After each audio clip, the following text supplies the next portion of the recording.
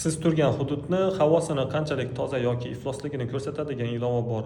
Buni hozir qanday ko'rishni o'rganamiz. Buning uchun Telegram kanalimizga kirib olamiz. Bubble.net deb qidirsangiz chiqadi yoki profilni shapkasida bor silkasi. Bu yerdan keyin mana shu Air Visual degan nimani ilovani topib olamiz. Bu yerda ikkita variant tashlab qo'ydim.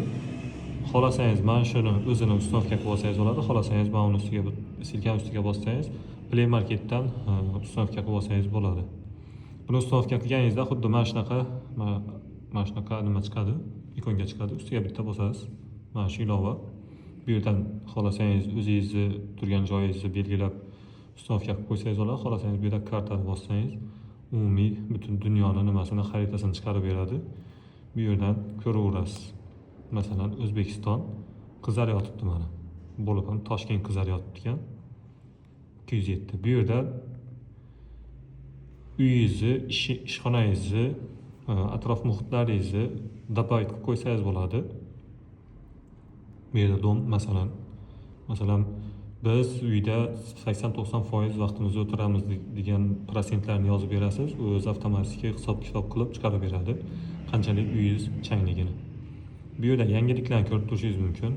Bu yerda hozir butun dunyo bo'yicha eng chang joy, ya'ni havosi iflos joy Hindiston bo'lyapti. Keyin Pokiston bo'lyapti, keyin O'zbekiston bo'lyapti.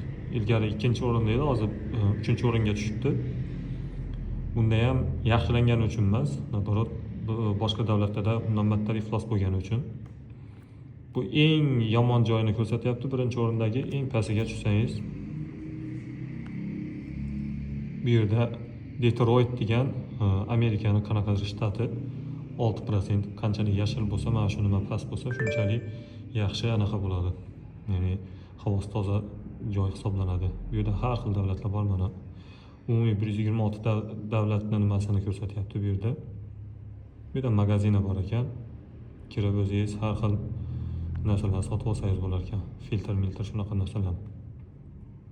Shunaqa foydali ilova.